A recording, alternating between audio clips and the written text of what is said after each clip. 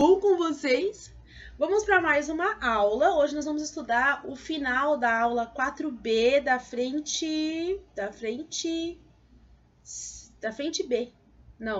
A aula... Nossa, fiz uma confusão aqui. Nós vamos estudar o final da aula 14 da frente B. É isso. E olha só, antes de começar a aula, eu tô um nojo. Olha só, irmão de cor, o que eu fiz?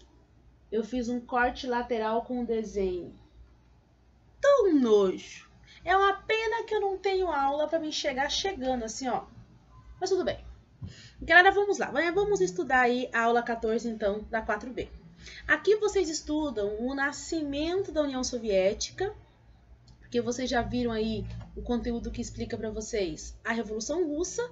E após a Revolução Russa, nós temos o nascimento da União Soviética e também o Stalin no poder. Então, vamos ver como é que foi esse período aí.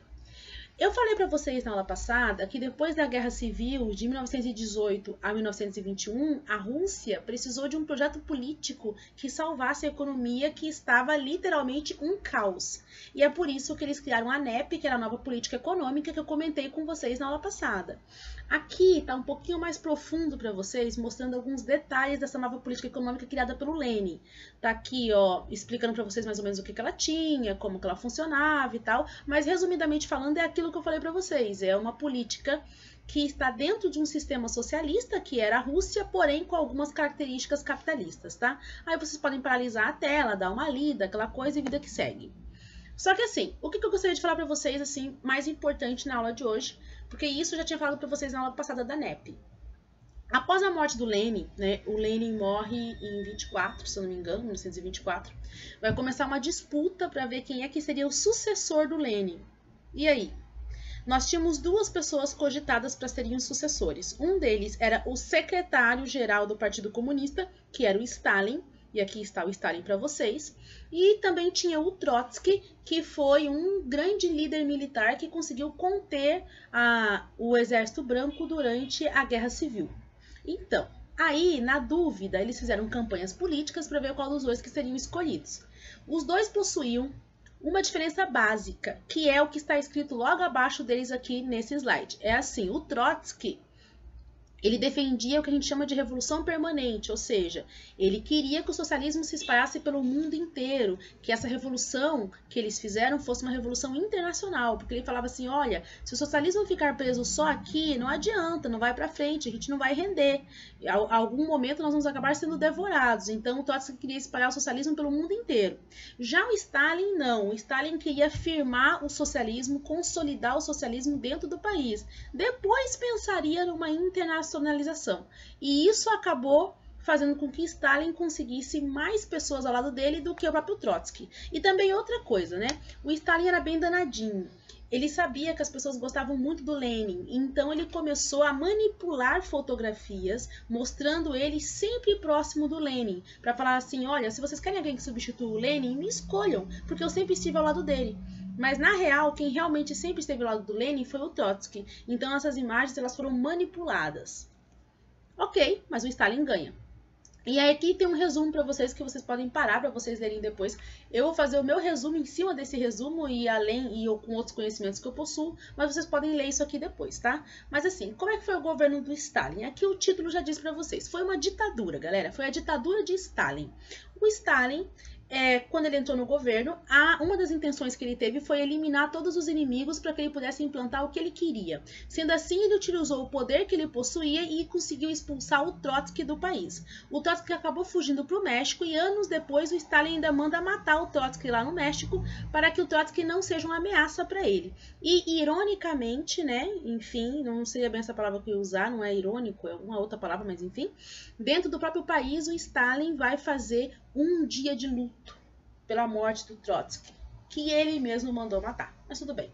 A questão é que o Stalin vai implantar uma ditadura, vai matar inimigos para que ele possa governar do jeito que ele quiser. E nesse momento que o Stalin estava no governo, já existia a União Soviética, tá? Só para vocês poderem entender, a União Soviética ela vai ser criada ali em 1924, que já vai ser pensado a criação da União Soviética. Na verdade, desde 1922 ela já vai ser pensada, em 24 ela vai estar formalizada, mas em 22 ela já estava ali em construção. Então, em 1922... Nós vamos ter ali a Bielorrússia, a Ucrânia e alguns outros países que vão entrar dentro da União Soviética, alguns porque querem, outros porque serão forçados. Então, quando Stalin estiver no poder, ele vai estar comandando não só a Rússia, como toda a União Soviética. Lembrando que o nome é União Soviética porque todo o poder é os soviéticos e blá blá blá que as pessoas sempre falavam, tá? O Stalin vai mudar a economia e algumas coisas enquanto ele estiver no poder. Então, isso aqui que vocês estão vendo agora, explica basicamente como que foi o governo do Stalin de 1927 a 1953, porque 27 é quando ele consegue vencer mesmo as eleições, tananã, tananã, tananã, e realmente ficar no poder. E ele vai até 1953, quando ele morre, e daí quando as pessoas ficam sabendo algumas coisas que aconteceram no governo dele. Então é ele que vai estar presente aí na Segunda Guerra Mundial e tal, e nos acordos pós-Segunda Guerra Mundial. Qual que é uma das primeiras coisas que ele faz quando ele assume o governo? Ele acaba com a NEP, que é a nova política econômica, que ele vai criar outro programa econômico conhecido como planos quinquenais. Os planos quinquenais é o seguinte, ele vai fazer um projeto no qual a Rússia ela vai produzir nas suas fábricas prioritariamente produtos que estejam sendo rentáveis no mercado. Portanto, se o que está sendo rentável no mercado é, por exemplo, o aço, então a maior parte das indústrias vai produzir aço. E algumas poucas indústrias ficarão responsáveis pela roupa, pelo calçado, pela comida e outras coisas. E como ele dava atenção aos produtos que estavam sendo rentáveis, então os outros produtos não tinham muita variedade. É dali que vai vir o pensamento das pessoas que dentro do socialismo não existe muita variedade de produtos, mas é por causa do plano quinquenal do Stalin, na qual ele pensou em abrir mais indústrias que fossem rentáveis. Então, assim, de 5 em 5 anos, ele verificava quais eram os produtos que estavam sendo mais rentáveis no comércio, enfim, e daí no mercado internacional e tudo mais, e ele ia lá e mudava essas fábricas e deixava as fábricas produzindo aquilo que ele achava que era rentável, e roupa e calçado, por exemplo, e outros objetozinhos não eram coisas que chamavam atenção na época, portanto, ele possuía ali os modelos básicos para as pessoas poderem adquirir. Uma outra coisa que ele fez foi impor tremendos sacrifícios à sociedade, porque ele queria que as pessoas atingissem o seu nível máximo, tanto de produção quanto de qualquer outra coisa. Ele via como o fracasso das pessoas de não atingirem as metas que ele dava, ele via como traição. Então muitas pessoas morreram por não cumprir o que o Stalin queria. No geral, nesses planos quinquenais dele, ele vai desenvolver mais a indústria pesada. Tanto que aparece aqui para vocês, ó, desenvolvendo a indústria pesada, mecanizando a agricultura, desenvolvendo o ensino obrigatório gratuito. Então, ele vai desenvolver muito a indústria pesada, vai desenvolver muita agricultura, vai aumentar a quantidade de comida lá na Rússia, apesar de que a Rússia vai passar por um momento muito difícil nos anos de 1932 e 33 e início de 34, um momento de fome muito difícil. Depois o Stalin vai resolver isso, mas existem várias teorias que explicam o motivo da fome nesses 3 anos, aí vocês podem dar uma lida na apostila de vocês que ali existem algumas teorias, porque não existe nada muito concreto a respeito disso, e ele também vai investir em educação, ensino obrigatório e gratuito. É claro que vai ser uma educação. As pessoas vão aprender a ler e escrever? Sim, mas as outras partes vão ser voltadas ao programa socialista e aquilo que ele queria que fosse implantado no país. Uma outra coisa que ele vai fazer é prender ou matar ou expulsar do país qualquer inimigo, qualquer pessoa que ele não goste. A maioria das pessoas que estavam ao lado do Trotsky durante as eleições ou que faziam parte lá do governo do Lenin no passado irão desaparecer do país, né? Então, ao mesmo tempo que na campanha política dele ele colocou foto com o Lenin para mostrar que era amiguinho do Lenin, depois que tudo isso acabou, o que ele faz? Ele vai lá e aniquila as pessoas que estavam ao lado do Lenin e ao lado do Trotsky. Ele vai criar os gulags. Os gulags, que devem aparecer na apostila de vocês provavelmente, são as cooperativas comunitárias, ou seja, as pessoas possuem a posse da terra, porém o que elas produzem e aonde que vai ser enviada essa produção é o governo que determina. Então você produz, mas é o governo que destina a sua produção em algum lugar.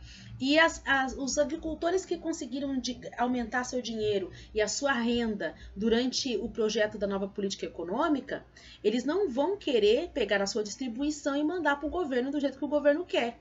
E, portanto, muitos deles serão castigados, punidos e tudo mais. Então, os gulags são cooperativas que são obrigadas a enviar essa produção para determinado lugar para o governo e a produzir aquilo que o governo quer.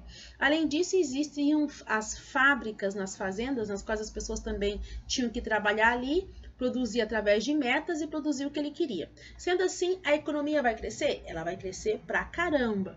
Mas muitas pessoas não vão gostar do que ele estava fazendo porque era uma ditadura e ele estava impondo muitas coisas ali, né? Por isso que quando foi escrito, vocês vão chegar a estudar isso também, mas quando foi escrito a Revolução dos Bichos, que eu sempre esqueço o nome do autor, enfim, na Revolução dos Bichos ele está fazendo uma sátira ao socialismo que foi implantado na Rússia, porque eles disseram que seria uma coisa antes da Revolução começar, e depois a Revolução começou, ela foi completamente outra. Aí tem para vocês aqui, ó, ele vai conquistar a popularidade no partido, conquistando popularidade no partido porque eles centraram esforços para tornar a Rússia um estado moderno e poderoso.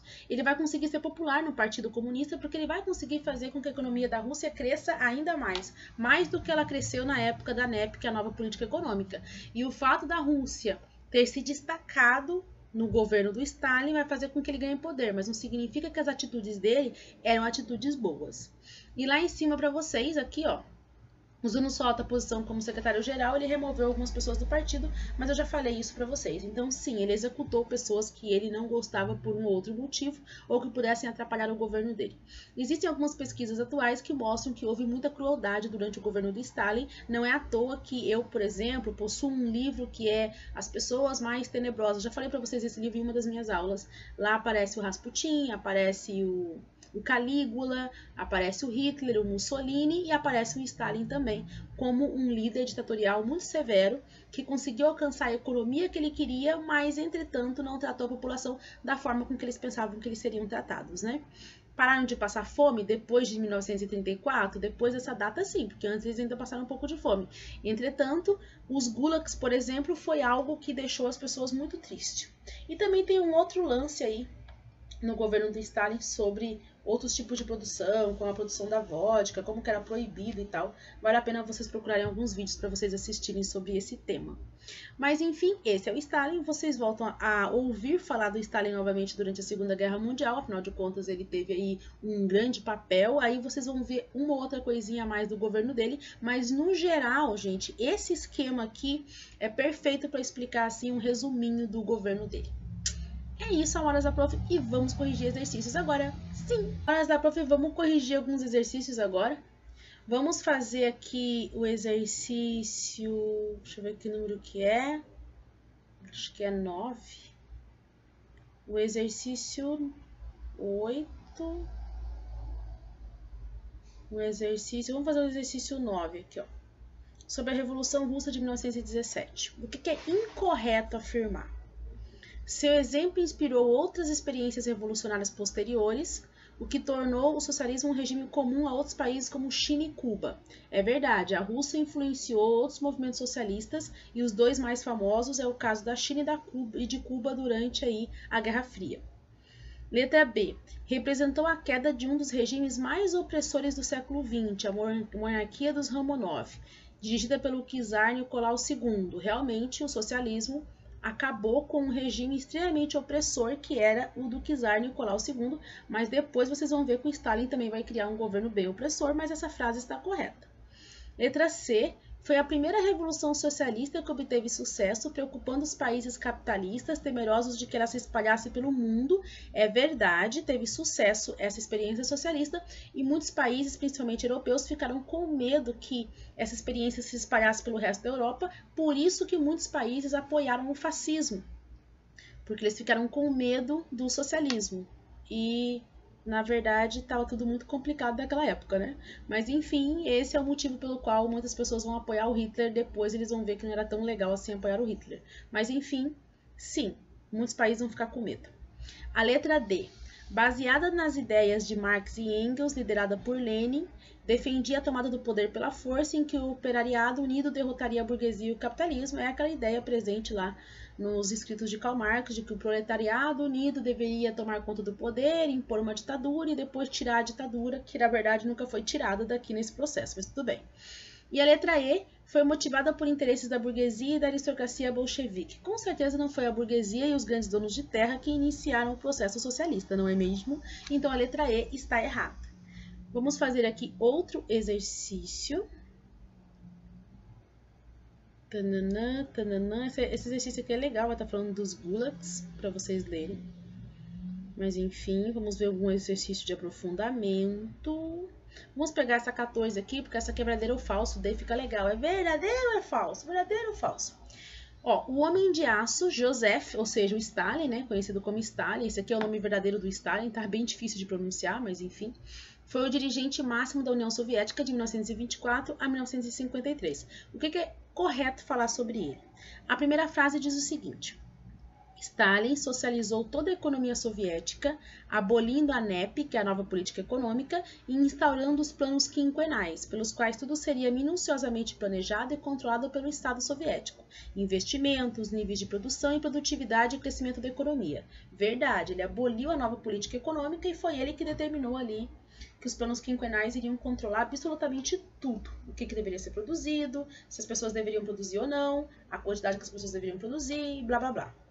Então tá certa essa frase 01. A frase 02. Segundo o ideal stalinista vitorioso a partir da morte de Lenin, a revolução nunca se imporia se ficasse confinada na União Soviética. Mentira, esse aqui é o plano do Trotsky. O que fez Stalin partir para uma política de anexação de territórios europeus, tananã, tananã. Nem vamos terminar de ler. Gente, quem pensava em espalhar o socialismo pelo resto do mundo era o Trotsky e não o Stalin. O Stalin pensava em fazer isso, depois de deixar firme o socialismo dentro da União Soviética. Na continuação para vocês, a frase 3. Durante o governo de Stalin, houve uma supremacia da indústria de bens de consumo em detrimento da indústria pesada.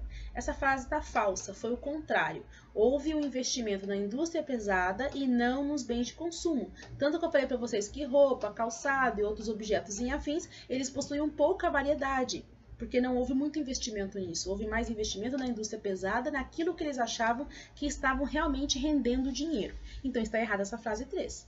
A frase 4.